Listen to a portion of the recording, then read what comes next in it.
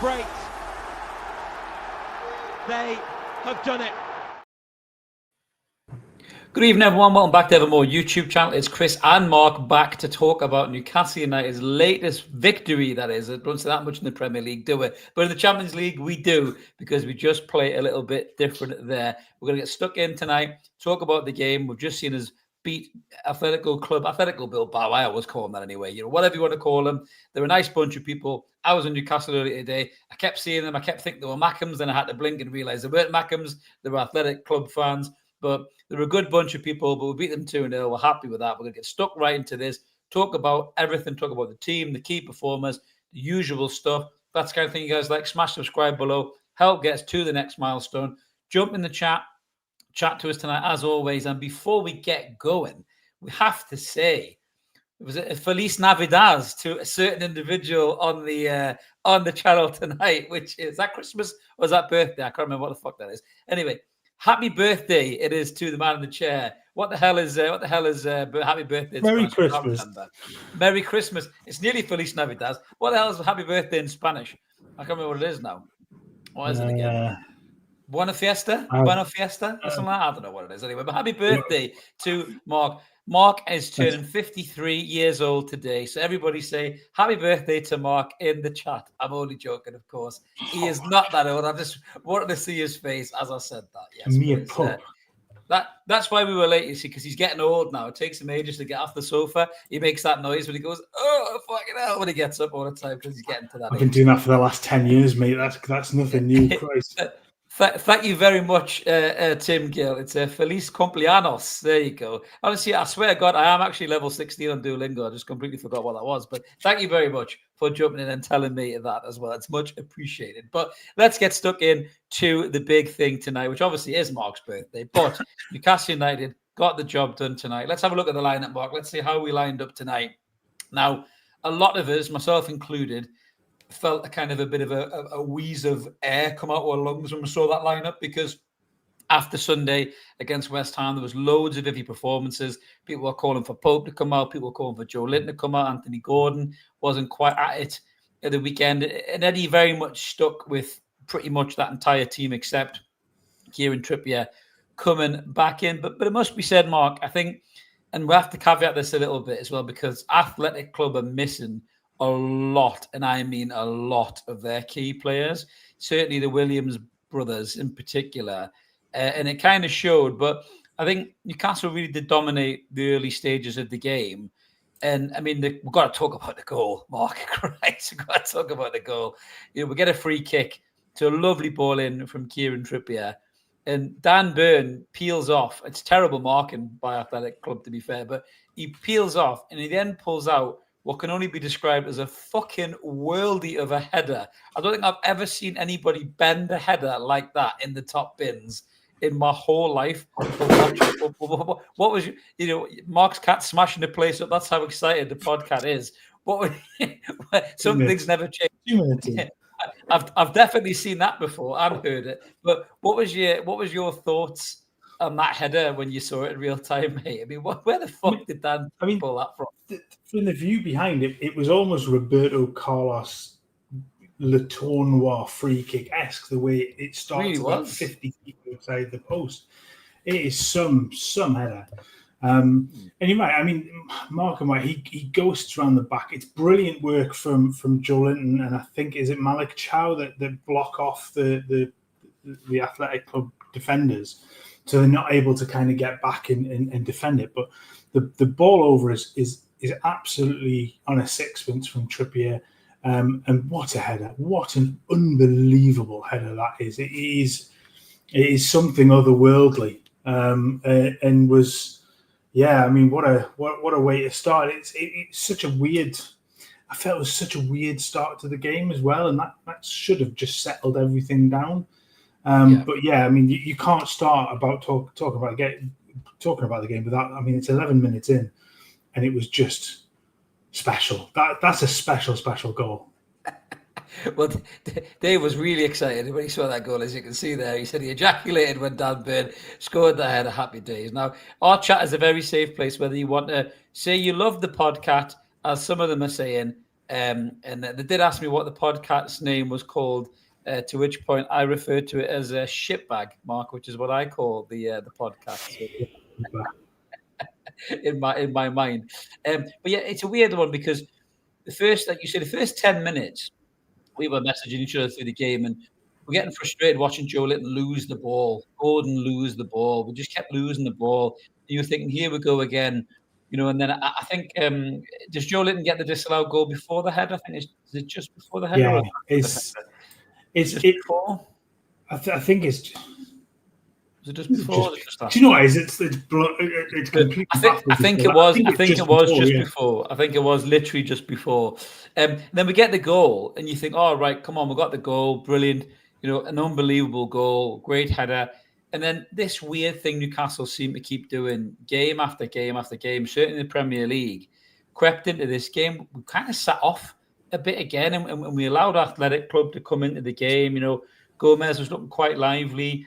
He was getting a ball, Navarro was getting a ball, and then they hit an absolute fucking raker from Isaborio. It kind of falls to him, and he absolutely leathers it. It flicks off Gomez. I think it is off his back, crashes off the post, and you're thinking, what the fuck? And then one of them gets in again. I think that might be Navarro gets in. I think it is, and Chowdhury brilliantly comes right across. He's got loads of ground to kind of make up, and he just forces the angle and it hits off the post.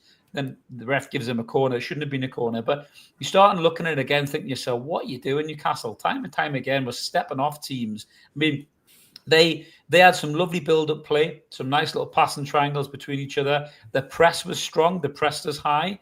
But they didn't have any real cutting edge up front. And what annoyed me, there was a few times in that first half in particular. I mean, the goal was incredible. We'll give Dan Burn that all day long. But there was a few times in that first half in particular, I watched Harvey Barnes he stepped in and then he went, and Trippier didn't look up and hit him, and Tonali didn't hit him, and Bruno didn't hit him, and you were like, he's making that running behind on the right-hand side, which actually thought Barnes looked quite lively on the right, and the left when he went over there as well tonight.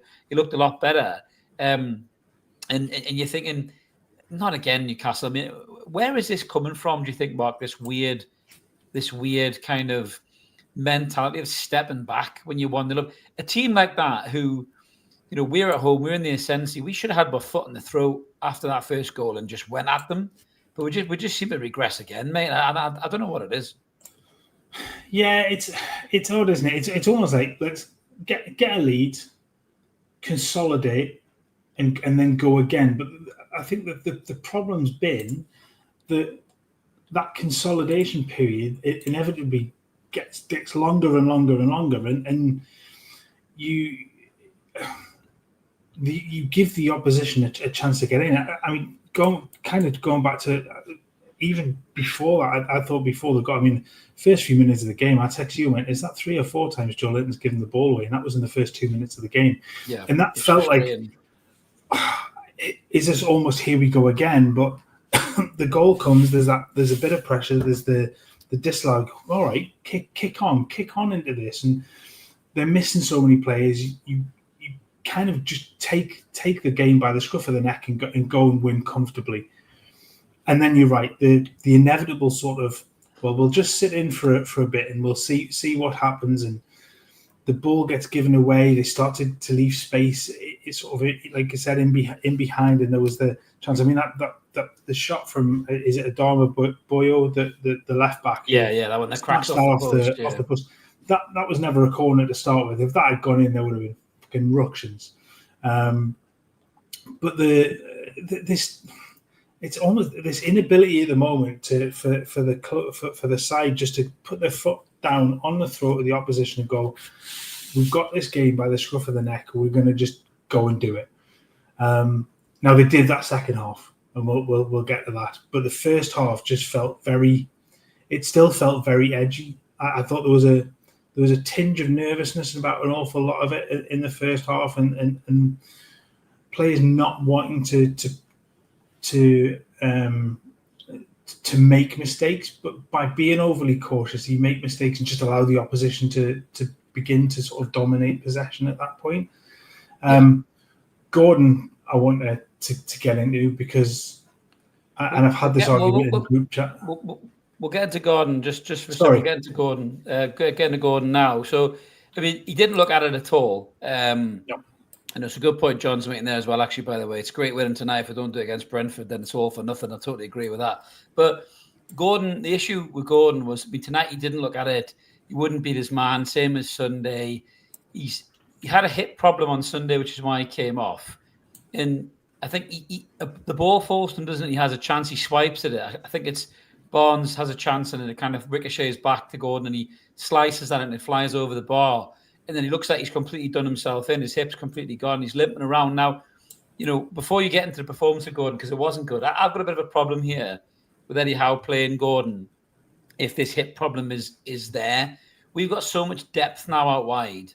He's got Jacob Murphy and Anthony Elanga on the bench. If Gordon was a potential fitness doubt in this game, and he wasn't great on Sunday, I think you should have pulled him outside. Mark, I don't think you should have had him in the side at all. On the bench, maybe, yeah, give him 20 minutes or something at the end or whatever, but he didn't need to start Gordon today. And if he has hurt himself, if he has set himself back for a while, I know he's not been in great form in the Premier League, but that's not very good management by Howe to do that to me. When you've got players that can play in that position, I don't think Eddie Howe should have made that call. No, I was just about to say I sort of had this, not an argument in a group chat tonight over it, and he comes off at half time. Group chats anymore, mate. No. He comes off at half time at the weekend. He clearly didn't look right then. Now he's obviously done some sort of fitness test leading up to the game, and they found he's fit. But even from minute one, the zip wasn't there. That little burst of speed just was never there. I genuinely just don't think he was ready for the game, and I'm really surprised when you've got four other players that can play down that left hand side, because you've got Barnes, you've got Joelinton can play there, Ramsey can play there, Willock can play there. I was going to say Willock was on the bench, wasn't he? Yeah. So you've got four other players that can play in that position. Why risk it?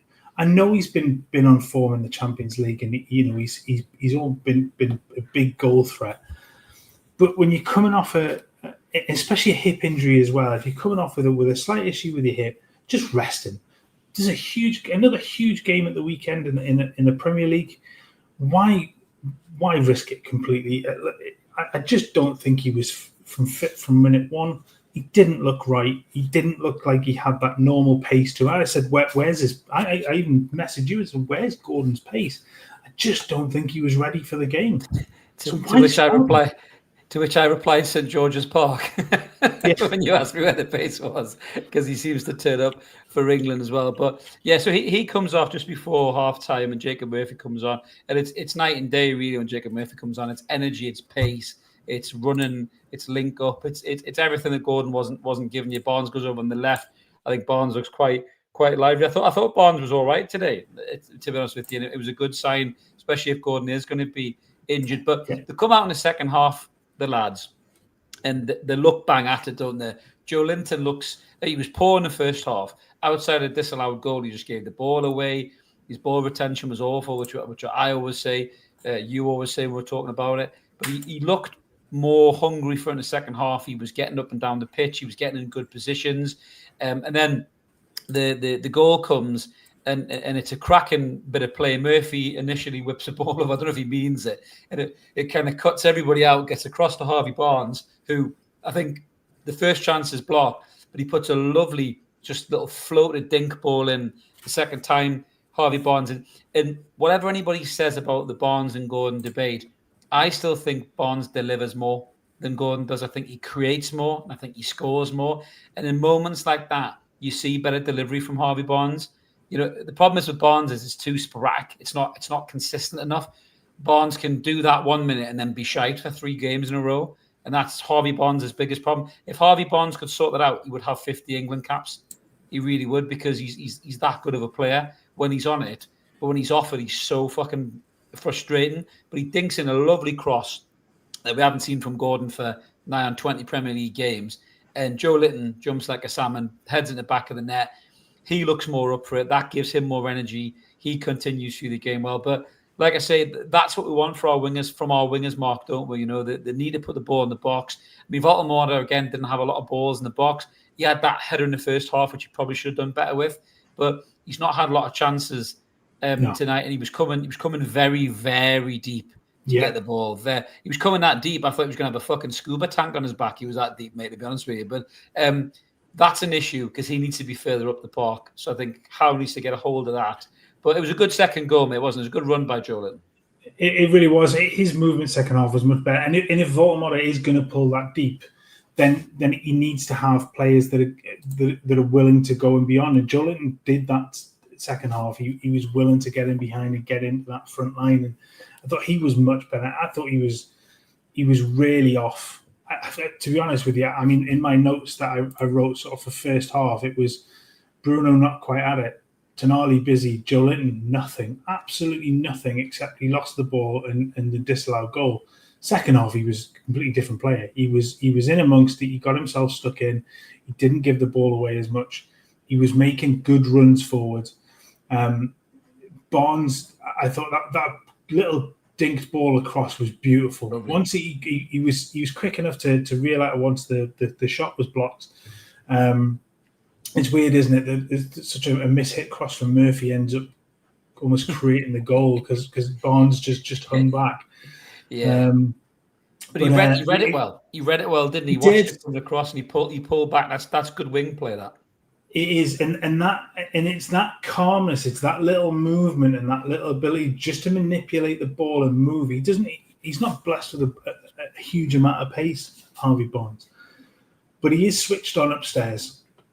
And just that ability to just draw the defender and move him away is something we don't see from Gordon. Gordon's very much all about knock the ball past and run with pace. And if he didn't have that, he doesn't really do an awful lot. So it was much better. You're right. You want to see it comes down to goals and assists for your wide players, and they have to be. Murphy's going to be doing it from one side. Elanga then has to be coming on it and doing it from that side as well if he's going to play. And Barnes has to produce when he's in the side, and he has to a point. Certainly the Champions League, the last few games. But you're in that regard, Waldemar, he needs service. If he's going to play as the 9, he needs a good service. He really should score with a header in the first half. He does get that all wrong. But he didn't really have an awful lot of other service. The ball across, I think, in the second half, that Murphy plays across the box and him and Elanga sort of almost get in each other's way. But he was coming really deep. But it was fine because he had runners beyond. And that's not so much a problem. It's when he pulls deep and there aren't those runners. And that's when it can be a problem. We've seen that. And we've seen him do that. So as long as the others are willing to get in beyond and get in behind him and allow him to because there was some lovely touches from him again tonight. He didn't have an awful lot, but again, he's just that ability to just manipulate the ball and keep it close and bring players into the game around him. That's there. Fundamentally, he needs service to score goals. And he's obviously had the odd chance, and he's buried most of them. But they have to do a little bit better to get him the ball in that number 9 area where he is when he is there. Yeah, they've had enough games now to figure out a run beyond him, mate. I don't know how else you can fucking tell him that. Perth Mike says he's up on Gordon. Yeah, recently not the best, but all players go through poor periods. He'll be back. I hope you're right, Perth Mike, because when he is back, he's a very good player. But I think the problem is with Gordon, and I heard the True Geordie say this as well, actually, on his video recently, was I think when Gordon thought he was the man, he thought he was the main man, and he almost took that burden on. But I also think his head swelled a little bit and all. And I think he maybe just needs to get himself back to doing what he does best and just being an end product player, creating, scoring, creating chances. It's not all about you trying to get the limelight, Anthony Gordon. It's about you creating for the players around you. You're a winger. That's what you do. You're not Mo Salah. You know what I mean? So it's time to get back to your job, son. And I think that's what you need to do. And cut your fucking hair while you're at it as well. You look like a tit. Sorry, I'm just jealous because I'm following the challenge. So all the subs came in. Now, this is exciting because the subs came in around about the hour mark. So we saw Lewis Miley came on. Anthony Elanga came on, who wasn't great again. But Lewis Hall came on because Dan Burn went down and felt something. I think he's all right. He seems to be all right. He walked off okay. And Lewis Hall came You're on. not happy enough on the bench when he was sort of reenacting the header. Exactly. I tell you what, there's some love already being back because Richie T says Hall being back excites me, and I must admit he didn't look like he missed a fucking beat when he come on. He was lively, he was energetic, the control, little kind of shift in momentum to get round players, and I appreciate this is Bilbao's kind of patched together side without all of their star players, but I thought Lewis Hall looked excellent. For someone who's just come back from being out injured, Mark, and been gone, for a while. And by the way, Marcus has just gifted 50 ever more memberships. Marcus, you absolute legend, my friend. After your super chat as well the other day, mate, I tell you something. Yeah. You must be busy at Christmas, mate. Santa Claus looks like a miserly old bastard compared to you, Marcus. My word. But yeah, I think going back to Lewis Hall and Mark, obviously it's great for Newcastle, good for England as well. But we want him back fit. We want him to stay fit. But he showed in that little cameo tonight, didn't he, exactly what we're missing with Lewis Hall. As much as Burn said it was class, and he actually did all right, Burn, to be fair, tonight. But I think Lewis Hall is just that level up, isn't he? That left back. He just looked class when he come on, man. Yeah, it's the ability with the ball, and that I know he lost the ball and he ended up giving away a free kick, but just that drive forward through the centre, that inverted sort of area where he's able to just pick the ball up and see a gap and drive with it. His close control is really, really good. His passing is obviously, it's much better than Burns. It's a breath of fresh air when he comes on, isn't it? Because he looks the part in that area, and I know he sort of can play in both areas. We don't really want to, I guess, see him in that central midfield area where he can play. But he's so calm. He's so calm on the ball, man. He really, really is. He's brilliant on the ball. But he's so effective from that left back role. I get that comment about being excited about it because it just gives such a different dynamic to the play, and it's another really good outlet. And his delivery as well is really good. So yeah, really, really, really promising to see him back and playing plenty of minutes. Sorry, Wig 134. Nicky plays far too deep, but German porn stars naturally play deep. Superb. I love that one, mate. I'm starting to think Wig 1 is an older ego of Chippers.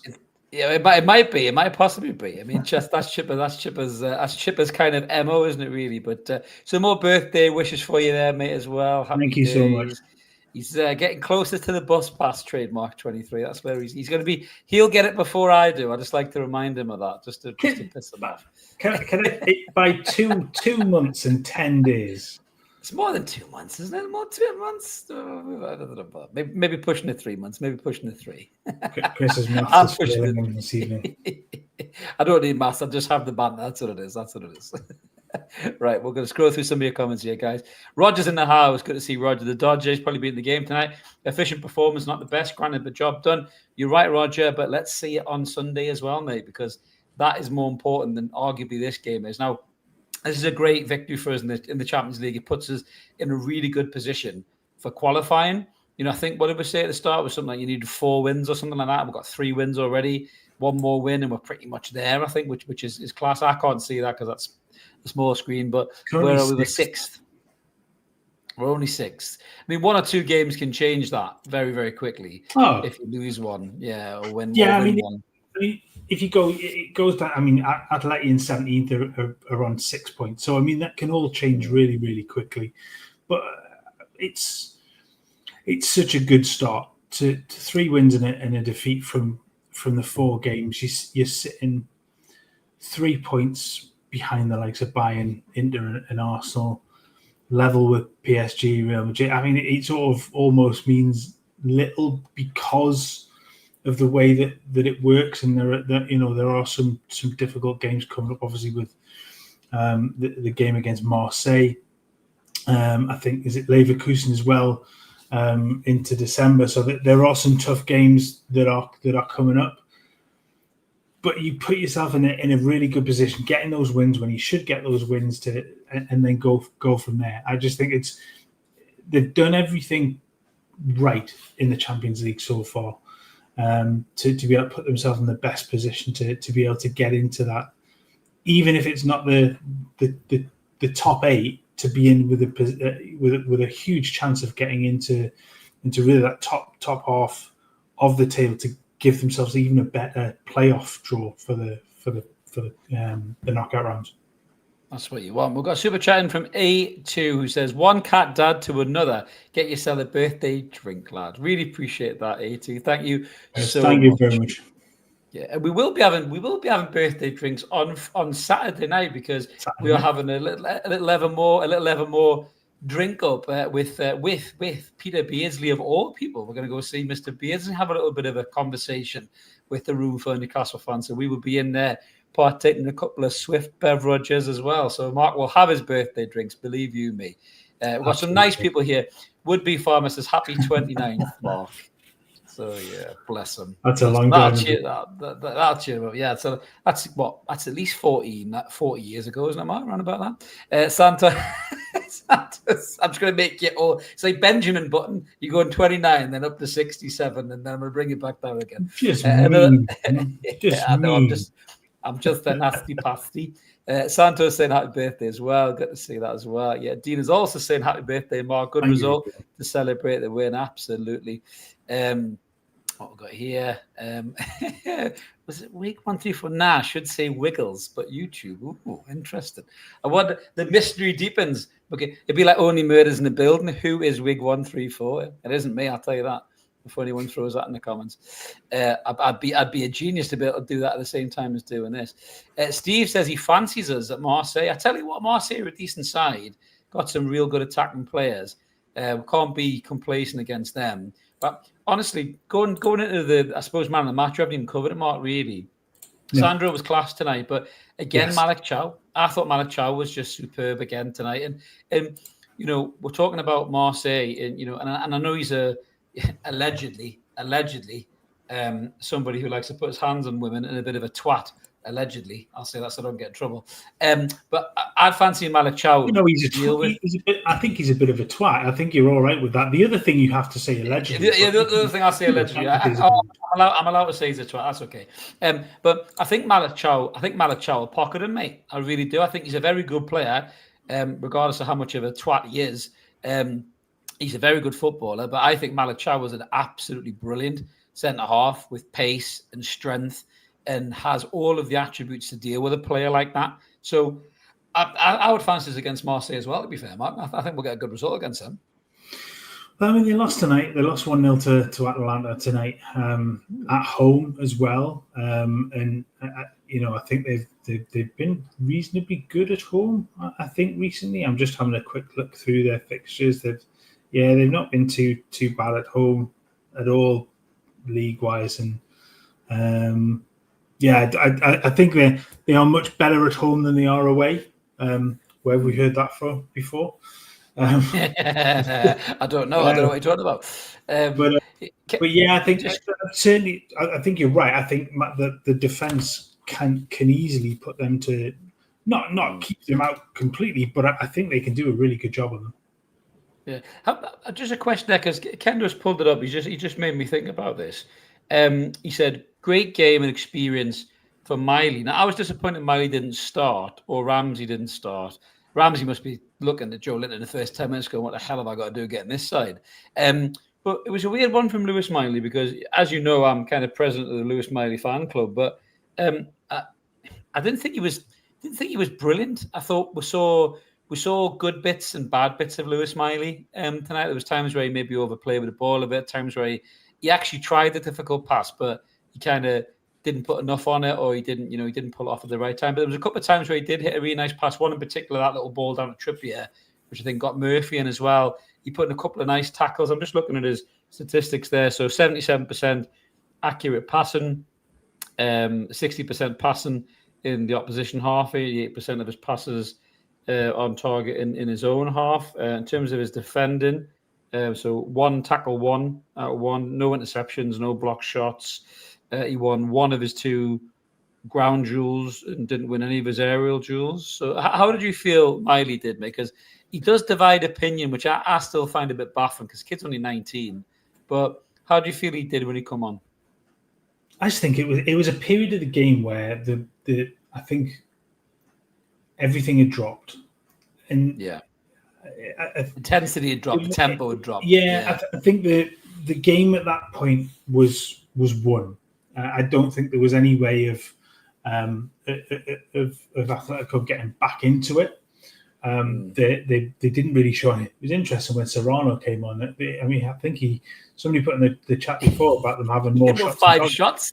Yeah, 4 of them within about 30 seconds.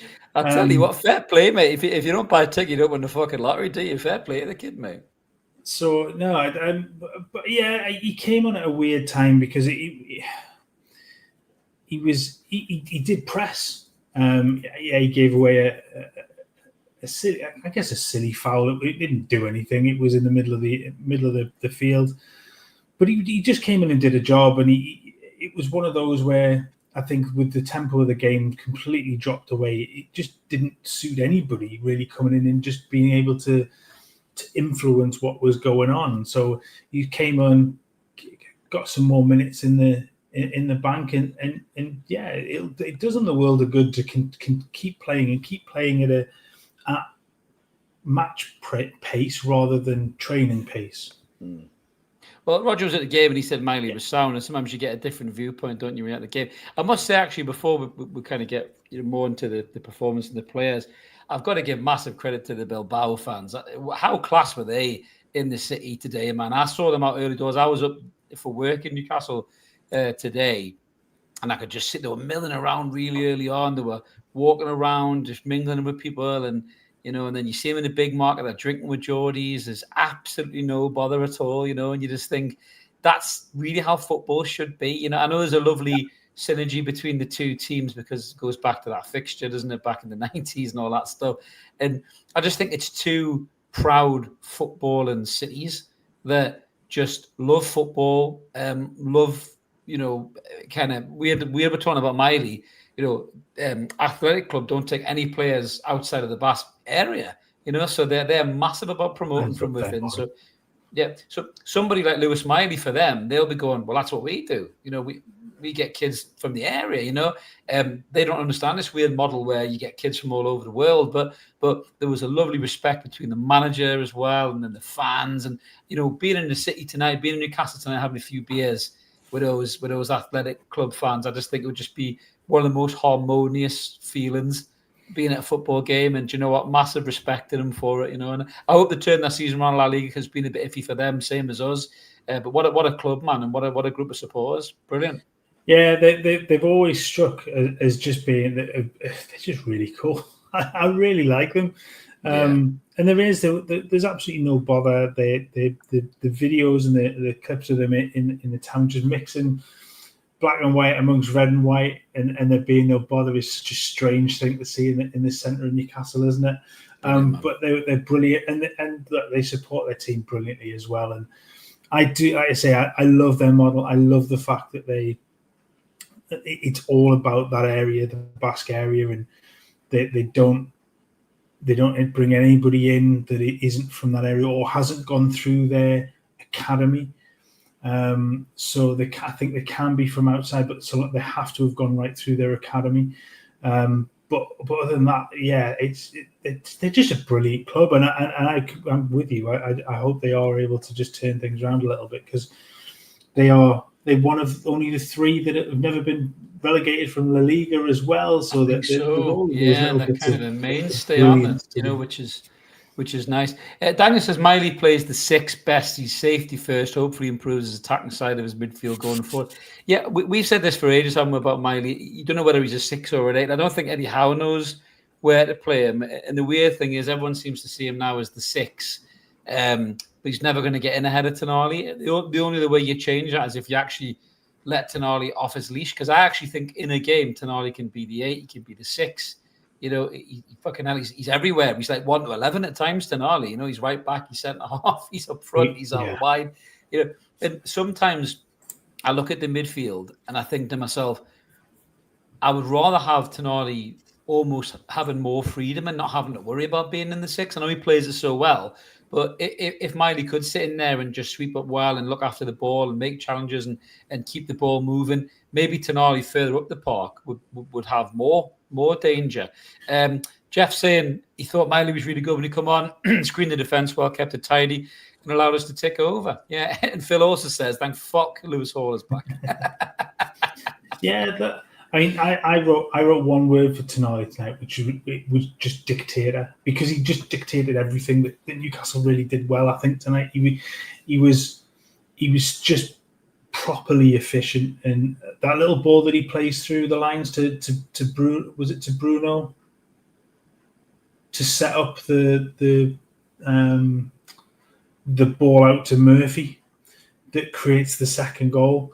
He just takes the ball in from, I think it's one on the left-hand side. Joelinton is on that side. It comes to it's just that little movement to move the ball through to Bruno, just completely opens up the field.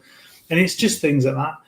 And playing further forward, I mean, that's a role that he's done well, because he's done that for Italy. He's done that for the Italian under-21s as well, where he plays that slightly more advanced midfielder where he can drive forward. He's so good on the ball. He's so good running with the ball. He covers so much ground so easily.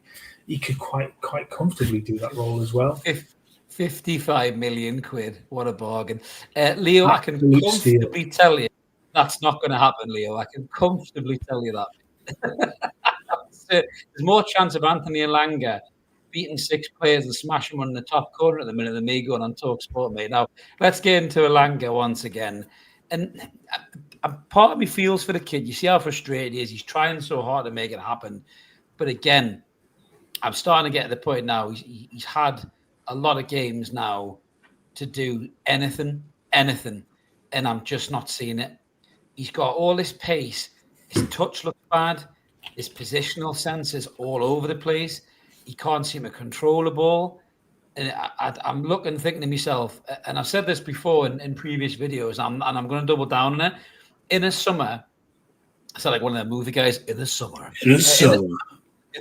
where right wingers were available. You know, we did not go for Brian and Burn or get that deal done. You can talk about you want a Man United, blah, blah, blah. Mohamed Kudus was available. Semenyo was available. We could have looked abroad. And we went and spent 55 million quid on this kid. And he just looks like a lost little boy. He does not look like he's got anything to add to this team other than pace. And like I said in the other video, Forrest Gump's got pace. I wouldn't put him on a fucking right wing, though. You know what I mean? But, mate, do you think Elanga's capable of turning this around and being a 55 million player? Because I'm really starting to have my doubts, man.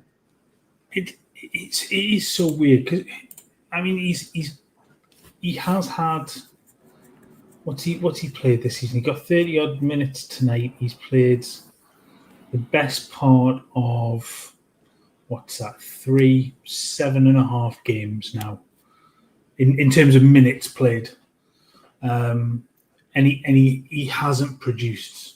He was excellent for the first half an hour or so against Barcelona. He absolutely tore up the treads, but and probably then has an assist. He probably then gets a bit more confidence and is able to do it. And I think once he gets one, those will come. But you go back to the last couple of seasons. I mean, he's got 6 goals and 11 assists last Premier League season, 5 goals and 9 assists the previous Premier League season for Forest. He didn't really tear up any trees for Manchester United when he played for them, but there's talent there. It's trying to get him into the right mindset now. He had, I think. Sorry, just while you're talking there, this comment, I'd have paid 80 million quid for fucking Semenyo. Mate, that's a bargain, as he says, still worth it. I think he's a brilliant player, but Elanga works so well with Chris Wood and Gibbs White and last sort of season, and I just think he's maybe one that will just take a little bit of time just to settle. Funny enough, I'm just trying to see in his first Premier League season for Forest just how quickly he sort of hit the ground running, because it'd be interesting to kind of compare. I mean, He got an assist in his first game and he played 11 minutes. That doesn't help my cause. But in his first 1, 2, 3, 4, 5, 6, 7, 8, 9 games he played, he had 1 goal and 1 assist. And then they started to flow a little bit more. So he maybe just will take a little bit more time. Sometimes those players just do it. It just takes a little bit more. Yeah, well, Dean says there he thinks Elanga needs the ball earlier. Forest was so direct, and that's why we need to get the best out of it. Yeah, potentially, but again, like Voldemort, we've had enough games in and around him now for him to understand our system slightly different.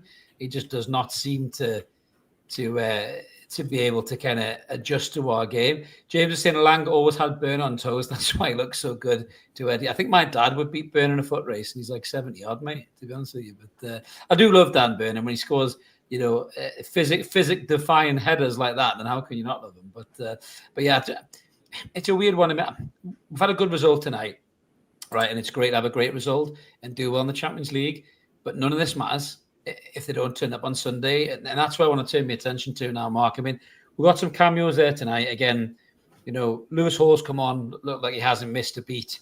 You can't really judge Jacob Ramsey on 10 minutes worth of football, but Lewis Miley's come on and done all right. He's looked after the ball well. Murphy again's come on. Gordon probably may be injured for the weekend by the sound of it. Burn was feeling his foot, and I think that's maybe a little bit of fatigue. Does Eddie Howe give some of those players that come on the hour mark the start on Sunday, do you think? Do you think he actually does rotate? Outside of obviously essential injuries that he has to rotate in with the likes of Gordon being injured? I think we've now got to the point where Eddie Howe has to start rotating properly, and for that, I understand there might be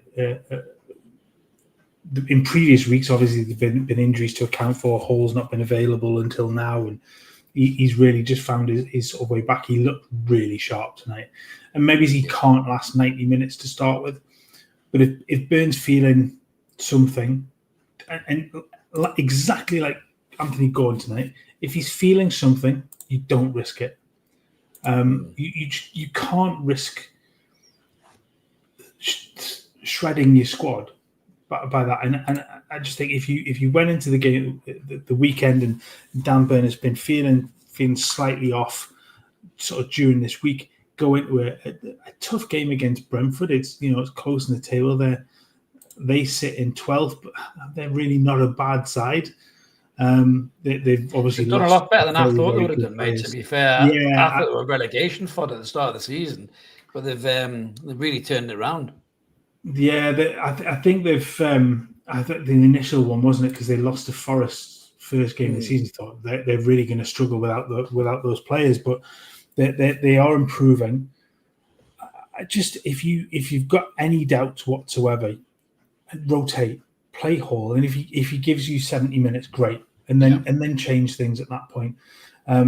If Joelinton looked much better second half tonight, but Bruno for much of the game tonight still looked tired.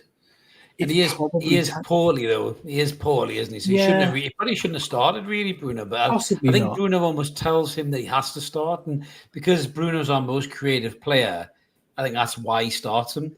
Because if you take Bruno out of the side, who starts the build-up? Who gets the ball and who keeps it moving? Do you know what I mean? Tonali for me, it probably is. Well, this is it. I mean, you can then move around. You could play the Miley as the central of the three. You could play the two and play somebody in front of them like Ramsey and do something different. I just genuinely think you have to look at it and go, there are big games coming up. I think there's obviously Brentford the weekend. What's next? We've got an international break, and then it's City. And apparently, Tino might be back for City, which is excellent because then that would help as well.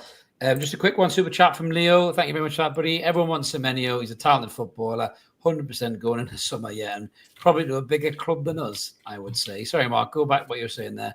You were talking about fixtures. Yes, I think had there been a raft of fixtures afterwards, I think you'd be a little bit more ruthless in in your rotation. But I think because they've got a fortnight, the likes of Hall obviously aren't going to go away on international duty. They're not going to have. I don't think they're going to have a bigger problem with distance travelled, maybe as well. But maybe as it is that, maybe you have to rotate a little bit more. But I think definitely Bruno could do with the rest. And I'm trying to think who else you bring in. The two centre backs are set. I think Pope's probably played himself back into. Good save tonight when he had to get down to that one. Yeah.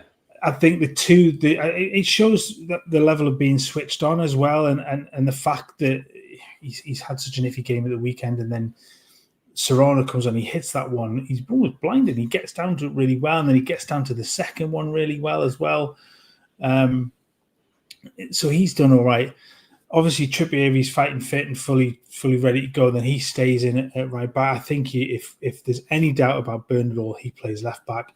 Tonali's obviously going to play, and then you have a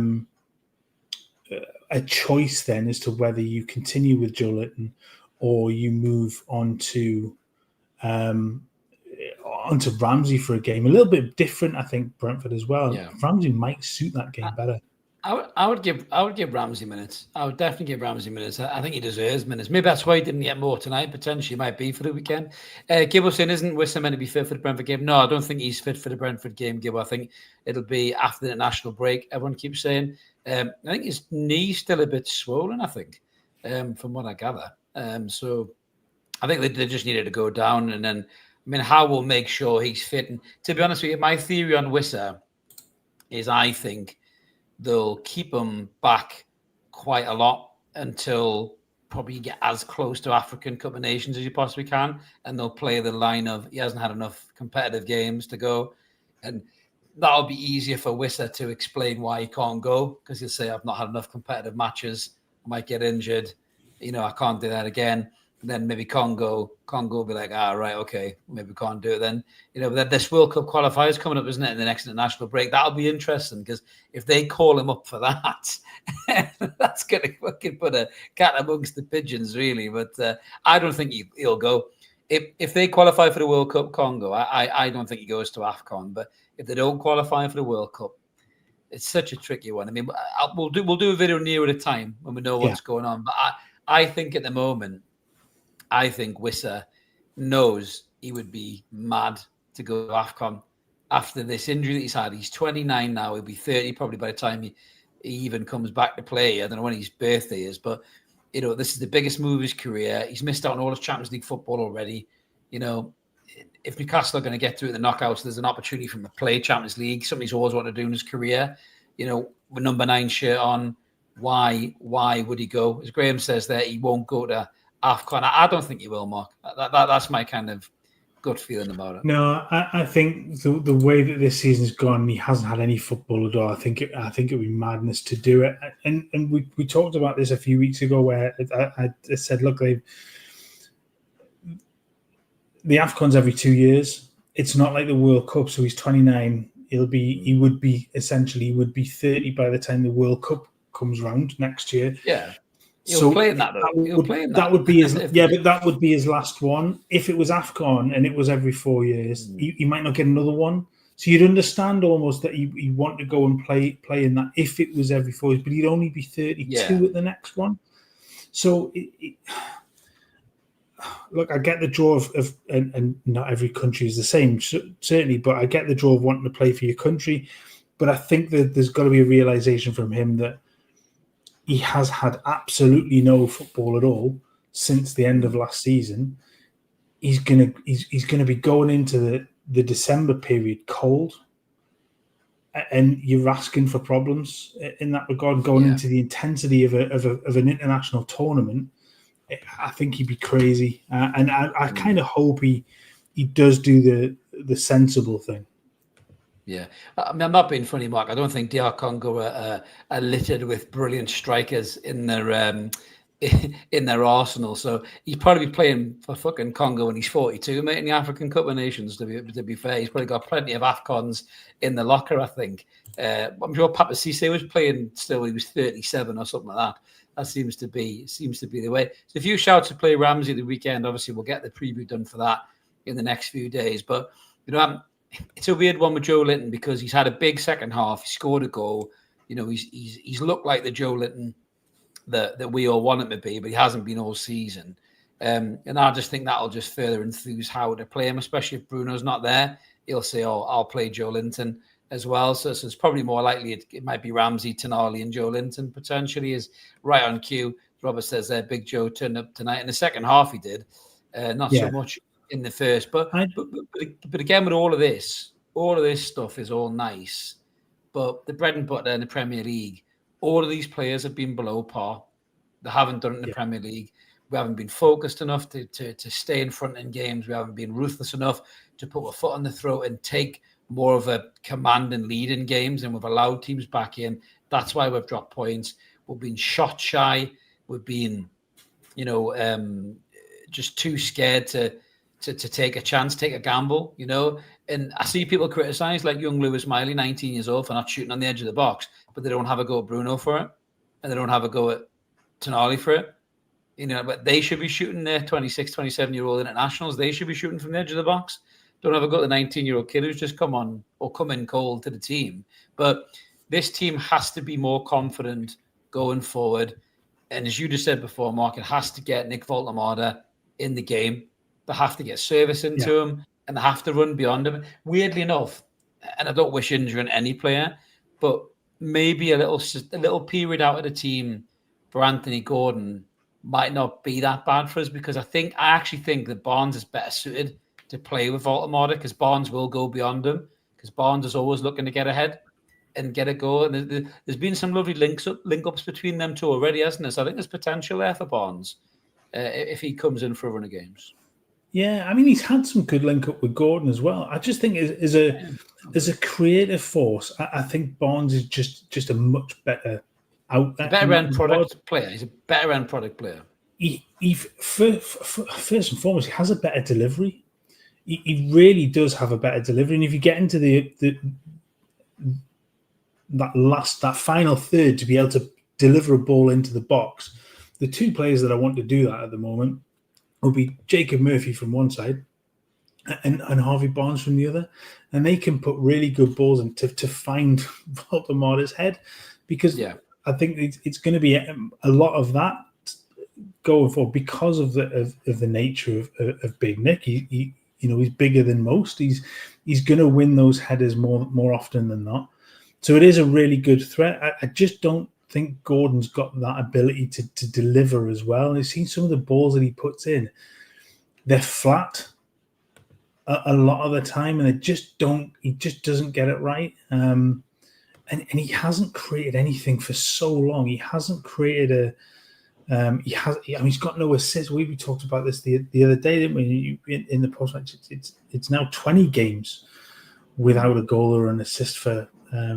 Well, that was Premier League games, wasn't it? So it was 19 Premier League games without a goal or an assist for Anthony Gordon, and that cannot continue. And he's either going to have to start being a lot less selfish or do something different to create a little bit more space for himself to put a good ball in. But I say the two I want would to get the ball to Big Nick would be Murphy and Barnes. I think at the weekend that's really what we have to do. And if you can get Tino and Hall fit and firing in the full-back positions as well, with those two out wide, that could add a total different threat to the team.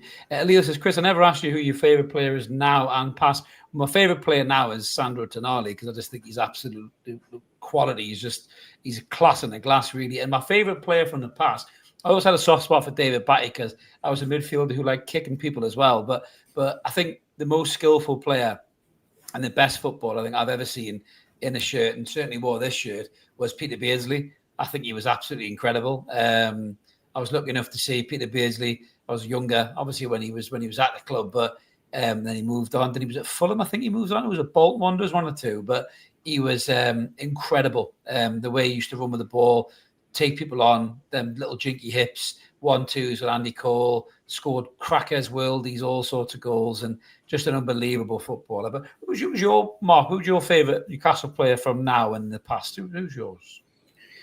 Don't be goalkeepers. I'm going to fucking bin you off the call.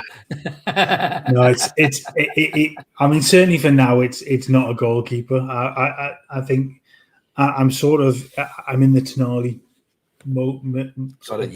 He's just fucking class. He's just fucking class, man. He's here. Malik Chow's about this far behind because I just love the way that he plays the game. Good. He's incredible. Past, I mean, it's so odd. I always loved Shaka.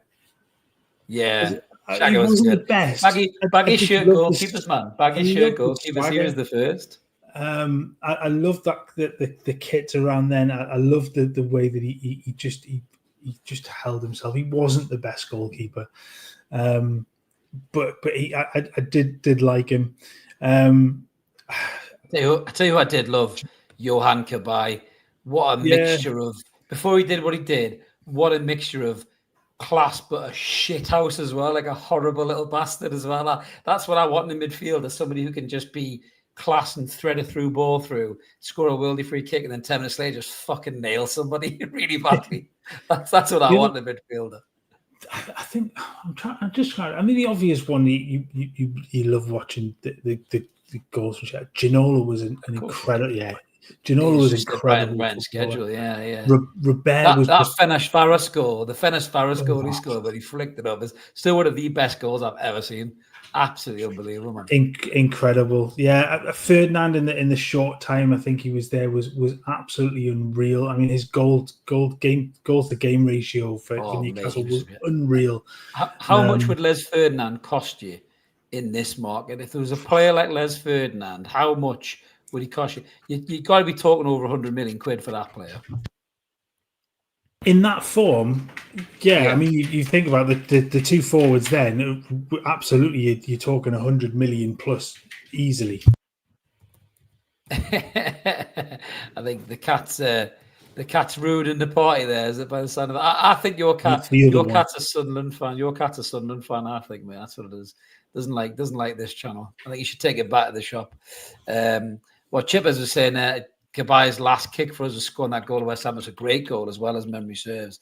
But yeah, we've had so many good players in the past. So many. Newcastle is one of the only teams, when you look through the list of all-time Premier League goal scorers, I think Newcastle have got something like 5 of the top 20 all-time Premier League goal scorers, and we've never won the league. You know, and you just think that's mad. I don't think there's any other team that probably has that. I mean, was it Shearer, Ferdinand, Cole? Sorry, it's the other one. It's not even the same one. It's the other one that's causing the problems this time. So we had Shearer. Well, we had Shearer, Les Ferdinand, Andy Cole, Michael Owen. Sadly, was in there. He's the fourth one. Harry Kane in the summer when he comes back. Throw that one in there. So we'll get Harry Kane. He breaks Shearer's record in a black and white shirt. No, it was M4. It's M4, I think. I thought there was another one. No, I don't think there was there? I don't think there was. Great shout by Guy there. What a player that lad was, man. Gary Speed. Rest in peace, mate. What a fucking player he was, man. Incredible. Absolutely incredible. I was convinced there was a fifth one in the sort of there's not a fifth one. Actually, we nearly forgot to say this, and credit to Dom from the Geordie Journos, who I love those lads. They're great lads. Now Dan Burn has actually surpassed Alexander Isak in terms of European goals for Newcastle United. So just to stick it to Isak even more, guys, Dan Burn, the centre-half, makeshift left-back, has now scored more Champions League goals for Newcastle than the so-called self-appointed best centre-forward in the world, who has a groin made of fucking rye Vita and is now watching his teammates play against Real Madrid while he's just liking the post on Instagram. So well done, Dan Burn, and fuck you, Alexander Isak, once again. And fuck you for all eternity, mate. That's what I'll say about that. So Yeah. Marcus, I must admit that broke my heart when Andy Cole went to Man U. What a player Andy Cole was, Mark. What a goal scorer, man.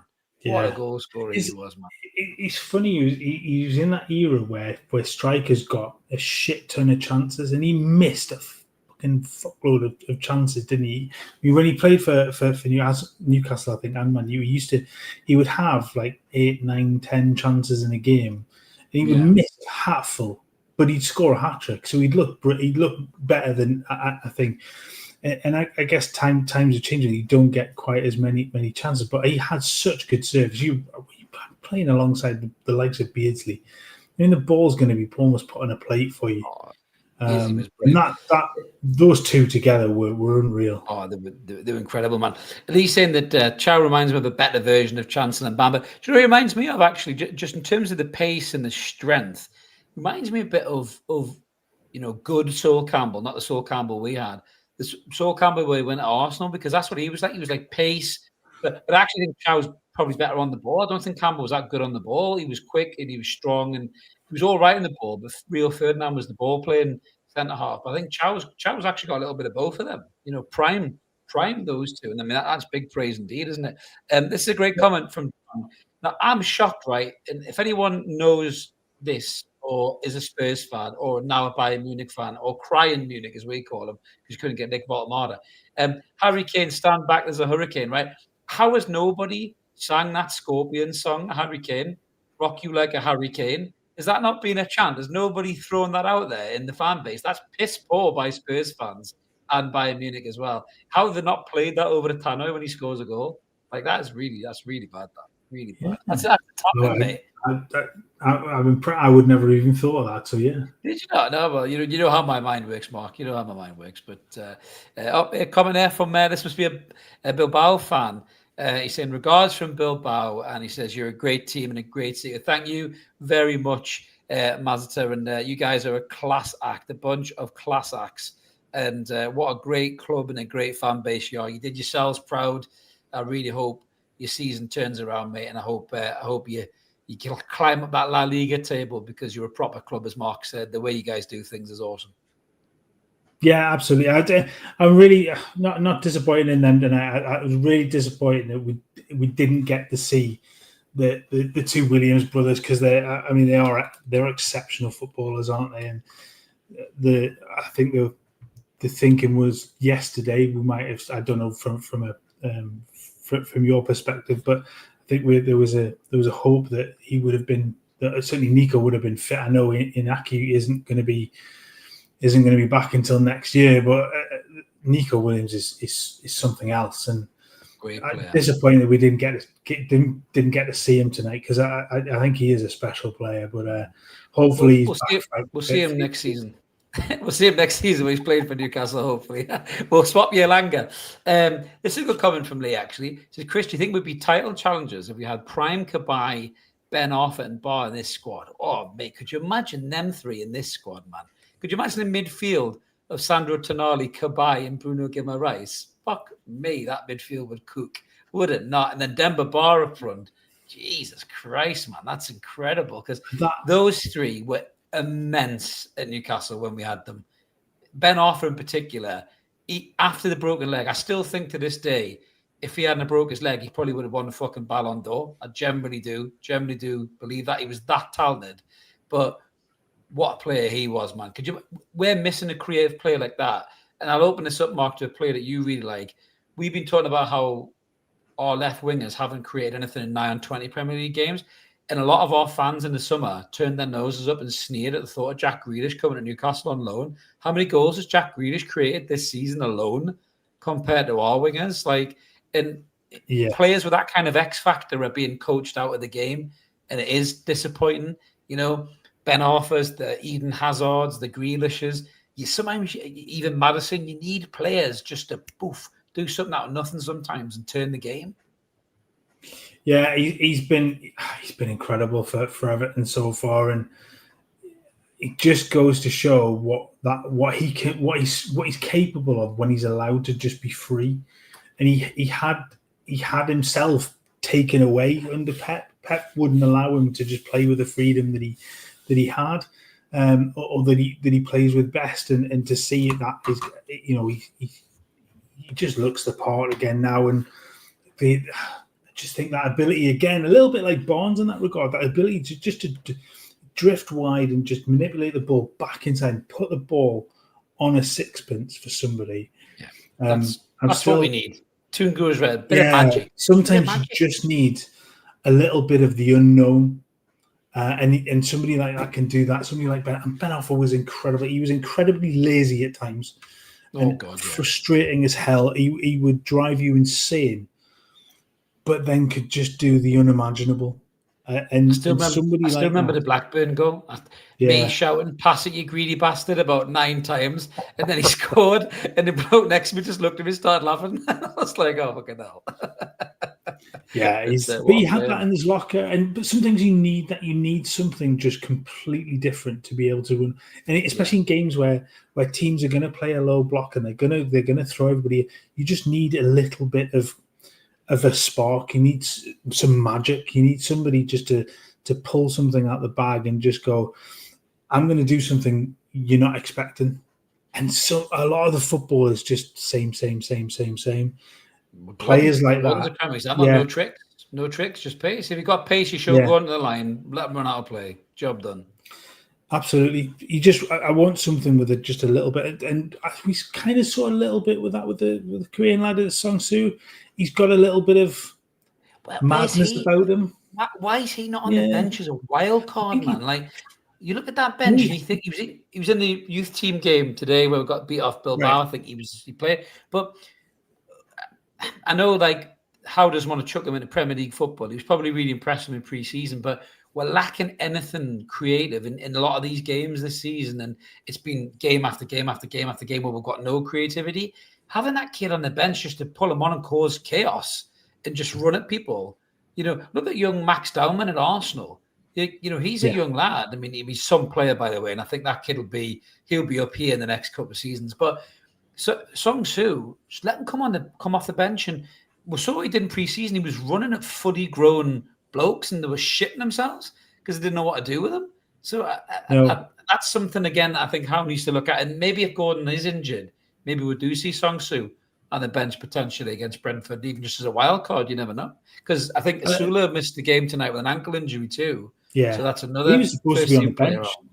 That was a late one because he was named on the bench as well. Yeah. But yeah, I think somebody like Song-Soo, where they've got that little bit of, possibly even that they don't know what they're doing.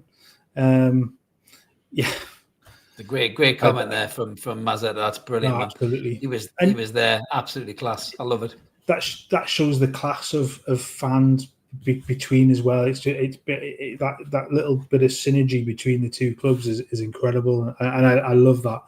But yeah, going back to I guess the little bit of something from a player that possibly doesn't know what they're doing either, and the defense then can't read them, so that they ultimately create space for themselves and create space for other people because they'll draw players towards them.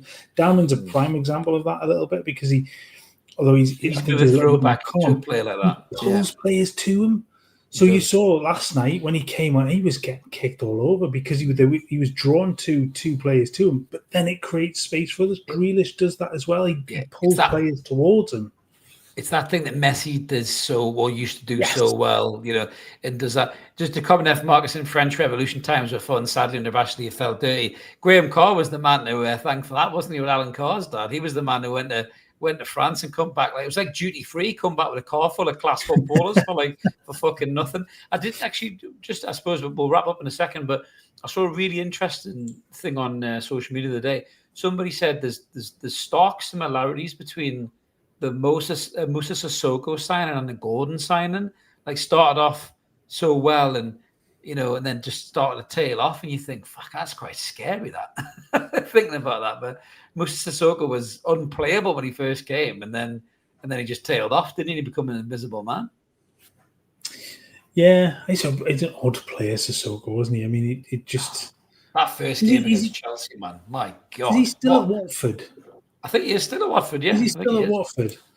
I can't mean it's incredible. He's still kicking around in English football, I think. But he's still in the match for. No, he's still. Absolutely. Yeah, Graham wants to see Song-Soo on the bench. Me too. I think that'd be a good shout. That, to be fair, but I mean, he was unbelievable when he I remember when he stripped Cole for pace. Ashley Cole had about 15 yards from me, just burnt by him, and even Ashley Cole says he went, "Who the fucking hell is this?" Like, because no one ever ran past Ashley Cole like that. And I remember just going, "Oh my God, we've signed the new Yaya Toure," and then obviously it all ended up a bit sad. It was the same with Gini Wijnaldum. He was class when we first got him. Couldn't stop scoring goals, and and then he just disappeared, didn't he? Which is, I think when you're in a relegation team like that, those players do that. Yeah. In good teams, they thrive. In poor teams, they regress, don't they? So was Wijnaldum's problem as well? Was he could only play at home? Yes, I think, wasn't yes. it? He didn't turn up at all when No, he didn't he turn played up away. away. He did when he went to Liverpool. Funny enough. Yes. Another one. Yeah, I agree with this from Dean. It's a good way to end the show. We do need to use the youngsters more.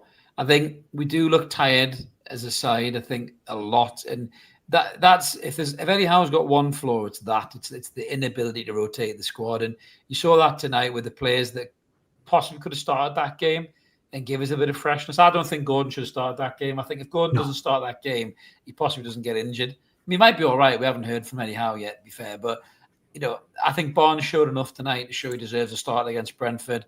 I think Ramsey or Lewis Miley should have a start against Brentford as well. I'd love to see Lewis Hall get more minutes against Brentford. But, again, it's all up to the manager, isn't it? But we will be back soon with the preview for Brentford and then back with a post-match live like this for the Brentford game. If you haven't already, smash subscribe, guys. Like the channel, help it grow. Smash the notification bell so you don't miss anything. Just before we go, one more happy birthday to this old bastard on the channel next to me. It is his birthday today. There's always fireworks going off on Mark's birthday. I don't know why. It's just a coincidence. I love it. Everybody celebrates it. It's great. No idea. It's mad, isn't it? Everyone just obviously wants to say happy birthday to me. But thanks for watching, guys. Have a belter wherever you are in the world, and we'll be back soon. See you later. Take care, guys. See you.